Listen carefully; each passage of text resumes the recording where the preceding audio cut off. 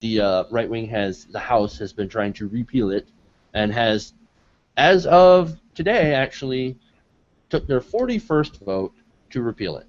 Okay, so you've got enemies in the House, obviously in the Senate, people like Ted Cruz, Marco Rubio, all those idiots that, they've got health care. Well, fuck you guys. I'm not going to give you health care. You have to earn it. Here's some fucking bootstraps. Have at it. You've got those people, but you also have some very large businesses. Now, do you guys remember back in 2012 when some very large business people came out against the Affordable Care Act, right? People like, I don't know, once again, John Schnatter of Papa John's.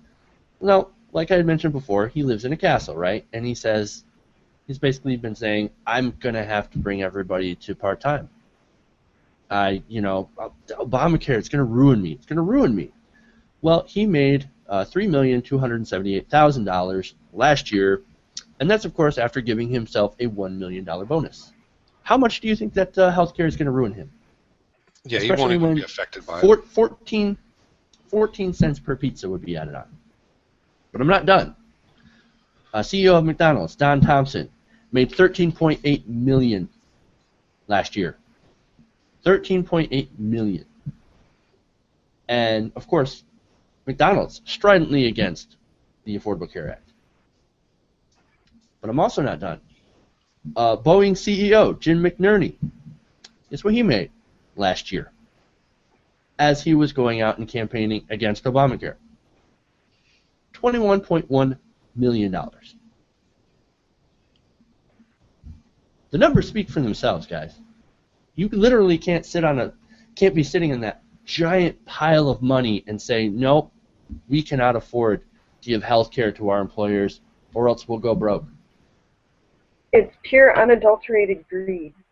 Well, let's get to another talking point too, Jeff, if you don't mind me interjecting something off topic from what you just said. Let's go to another talking point about Obamacare. If you go to social media sites, you'll see, if we have to be subject to Obamacare, they should too, and then it'll show a picture of a senator or a House Representatives member or even the president. But guess what? They're fucking subject to it too. They are. Because if they didn't have the insurance that they had, they would have to buy into another system. They are subject to it. They're not exempt from it. They actually have healthcare insurance. So. Right, and what people don't understand is that if you already have insurance, nothing will happen. Nothing. You have insurance. Okay, great. If so anything, they're affected your the rates same way. will go down. Now, we've of course seen reports and things of people's rates going up. But who do you blame? Obamacare or insurance companies trying to jack up their rates at the last moment to squeeze everything they can out of you first, before they have to spend 80% of your premium on your health care? Right, and that's a very important point. As much as that was being wasted, now I had gotten a letter from an employer that it was just a notification letter that so much money was being refunded back to the company because they exceeded expenditures that they were allowed to spend, and they could only make so much in profit on it.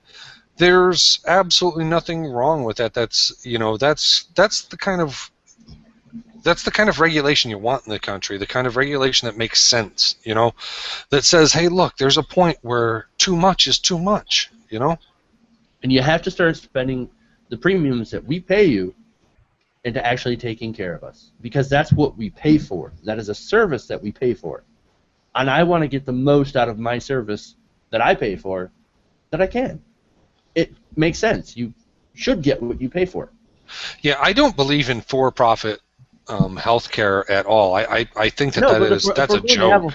If we're going to have a for-profit model, and we do, unfortunately, and yes, I would love to change it to a universal not-for-profit system, That would be great, and we should continue fighting for it. We should continue pushing for it.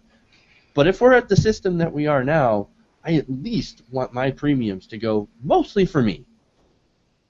And this is where a universal government-run system actually helps, because it's not left up to the insurance companies to charge. It's a set price. Everybody gets the same coverage. It's all geared to income. The lower wage person is not paying the same thing that the high salary person is paying, because it's all income geared. And from that, you all end up with the same care. And the government is the one that set. Now, the government is utilizing professional panels to set these benchmarks and these standards. We're talking rates and whatnot. But you don't have the insurance companies out there just gouging people and saying, well, it's going to cost this because we think it's going to cost this. Now, if you lose your job or you get your hours cut at a company that is massively profitable, right, and they blame it on Obamacare, it really doesn't make sense, because really when you run the numbers, Obamacare will add, for example, I loved it, like I said, I've been hitting Papa John's all day. It will add 14 cents per pizza, right? So when they tell you it's Obamacare's fault, it's really not.